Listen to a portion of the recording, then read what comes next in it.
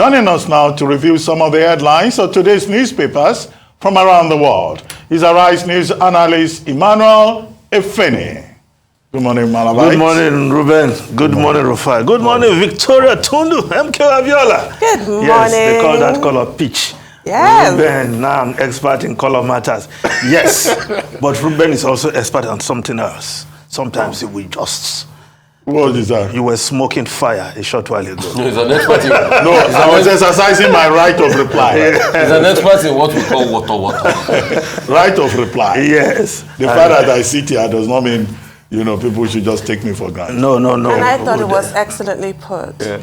Well, let's start the review with this day Nigeria's newspaper of record. The lead story. Atiku, work of Nigeria's next president already cut out. It's uniting the people. Rallies youth, women support. Wike, PDP governors, stakeholders meet in Abuja. Yes, Atiku Abubakar, the candidate of the People's Democratic Party, they're saying that what is very important at this time is that we need somebody who can unify the country. Ordinarily, you say this is not a point for campaign in the light of weightier issues confronting the country, economy, security, and what have you. But again, in the last 7 years, it's almost a cliche to say that we have never been this divided. So it's not surprising that that is at the top of a speech made by Atiku Abubakar, who himself has the credentials to unify the country. You say it's an embodiment of Nigeria's unity. Married wives, east, west, north, and even outside the country. So perhaps he knows something about unifying Nigeria, which the present dispensation has not been able to do. But we know that there is more to the task ahead than just uniting Nigerians. Perhaps when you unite Nigerians, will that put food on everybody's table? So the economy, and the economy, as they will say, is a major challenge. Will you continue to pay so much for subsidy? These are questions presidential candidates must answer other than taking the easy route. Ruben, you've been asking for their manifestos. I'm sure before long, these presidential candidates will put down something. But we want to see concrete steps to tackle insecurity, concrete steps to bring the economy back from the brinks. And of course, in that story, the PDP stakeholders meeting, where Nyesom Wike, His Excellency Nyesom Wike, the governor of Rivers State, was presiding. Yes, I've always said you don't spank a child and ask the child not to cry. But there has to be a limit to the crying of a child, otherwise the eyes will become red. And I hope that is not the case with Wike. But to be fair to him, yes, Wike carried the party on his shoulder, not just because of spending resources. When many were afraid to speak as opposition, pretending that they were learning to be opposition because they don't want EFCC to come after them, Wike stood out and was speaking and criticizing as the opposition vanguard, if you will. Some would say, yes, of course he had immunity, but he was not the only one who had immunity. There were so many other PDP governors, but Wike took everything in his stride. And of course, this what they call sense of entitlement. Yes, everybody has the right to aspire. And he aspired to be president. He couldn't get that. Somebody promised him perhaps vice president, running mate to the candidate. But like I always say, what you don't want to happen, don't say it with your mouth. The power of positive thinking. There's power in the tongue, because each time I watch the video of Nyesom Wike, where he said, me, vice president, for what? So I'm surprised that one of the things he's crying over is not being picked as vice president. But you treated that position as if it's either number one or nothing. But again, if PDP want to move forward, they should placate him so that they can move and roll in one direction as a party instead of having some big wigs, stakeholders who are holding meetings somewhere when the presidential candidate is speaking at another location. Now let's look at the Guardian newspaper. Local aviation risk collapse as only 38 of 90 airplanes are active. Air Peace, ARIC, ASMA operate at 38.8% fleet capacity. Hurdles for air travelers as over 30% are underserved. Operators blame lack of foreign exchange for maintenance. Sirica's aviation roadmap fails to deliver on promises. 7 years on, industry needs new policy. New policy direction to survive. Stakeholders say only 4 of 22 airports are viable. Turn orders to shopping malls. Bernard tells federal government, yes, the problem in the aviation sector. Well, if I was to give the Minister of Aviation a mark, I'm sure it would not score more than 25%.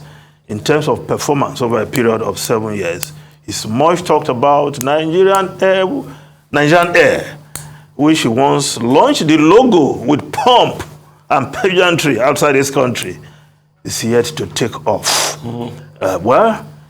But the aviation sector is in dire straits, no doubt. Of course, when you add the cost of aviation fuel to the mix, then it becomes a toxic mix for the industry. And experts are saying the aviation sector risks collapse. Now, the Daily Sun newspaper, insecurity. Ministers, senators, reps avoid states, seek refuge in Abuja. Top politicians also abandon flashy cars, move around in disguise. You shouldn't come and be using the kind of car I use. Use your flashy cars. Don't put us in the same league. Well, yes, it's funny, but it's a very serious matter that there's so much insecurity in the country. Even the Abuja where these politicians hibernate is not even secure again. And I know a number of these legislators who usually say that it's cheaper to even fly to London, spend the weekend, come back and continue your legislative duty than to sit in Abuja or travel to your constituency. That is how bad the situation is right now. Now, the Business Day newspaper, new poll shows weak economy insecurity driving Nigerians to vote in 2023. Yes, like they say, shine your eyes. Nigerians are seeing clearly now that more and more Nigerians are seeing the need to participate in the electoral process, perhaps to change the narrative. Who will they vote for in 2023? We'll see. After all the hoopla, all the zeal to register, we'll see whether they will match that with turnout, because that is always the problem. You see so many names in the register, but on election day, very miserable percentage will come out to actually cast their vote. We hope 2023 will be different. Now, the Punch newspaper, voter registration, stranded applicants lament, seek extension, INEC adamant. Thousands miss registration in Enugu, Ogun, Plateau, blame officials. Don't disenfranchise eligible Nigerians. PDP, others tell commission, voter registration ended on Sunday, no more extension. INEC is saying, yes, Festus Koye, right, was explaining that, well, there has to be a time to draw the line because they have to produce these cards. And when it comes to production of cards, while banks are very efficient in producing ATM cards that can be produced as you are standing, maybe in 10 minutes. But card, it takes donkey months to print and distribute. That's the situation, and INEC said they need time to do that. So they have to call off this registration. July 31st, the deadline, and it has come and it has passed. So no more registration. That's what INEC is saying. Whether they will listen to plea from different stakeholders, another matter altogether. Now, the Nation newspaper, planned attack security on the alert in Lagos, Enugu. Yes. Now, if we just quickly look at the foreign newspapers, the Times of London, Lionesses bring it home. Yes, the England women crowned European champions after that tense match, 2-1 against Germany. It took them extra time to deliver that killer blow. And the English, they are all happy that, in fact, football has come home. Ruben Rufai and Tundu. Well, just to congratulate the Lionesses, their performance was phenomenal, historic, considering the fact also that this is the first time that England will be winning the World Cup in 56 years. European Cup this time. Well, I mean the European a major Cup. trophy. The last time England had this special moment was 1966, when England managed to beat West Germany. They hosted and won. And this time around, you know, the Lionesses have been able to do it.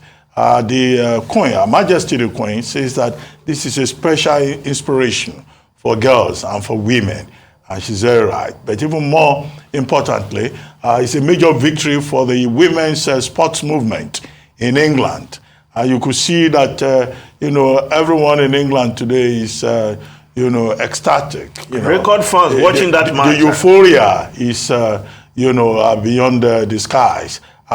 Record crowd, yes, 87,192, you know, capacity crowd, even, you know, highest record in any European Cup final when they are to watch these ladies who did their country proud. So a mixture of patriotism, individual talent and achievement, and congratulations indeed to the Lionesses of England. I was looking forward to Mr. Wilson being on the program this morning to congratulate him specially. That good story from England, beyond inflation, cost of living, you know, high temperatures, you know, and also the Tory politics trying to find a new prime minister. But this is, you know, quite very encouraging, and congratulations to England. Indeed, football has come home. Well, I'm going to add some politics. Rishi Sunak, he tweeted a minute after the victory. Yeah. So clearly he had the tweet prepared and then just hit send. So he does tend to be really prepared, which goes to the fact that a lot of people are against him, that he was too prepared when Boris Johnson came a cropper. It's just how he is. He's just a really organized guy, the poor thing. Well, thank you, Mr. And did you hear the story that he bought the domain ready for Rishi since December last year? Yeah. He's prepared. Is that the Boy Scouts? Let's go. Even Rishi should celebrate. Beating Germany, that's not easy. It's not easy. Germany had won that same cup about 8 times. Yeah. And then you have these lovely English girls making history. But I hope they'll go ahead and conquer the world. That will be it. Well, thank you. Yes. Thank you, Emmanuel Efeni. Yes.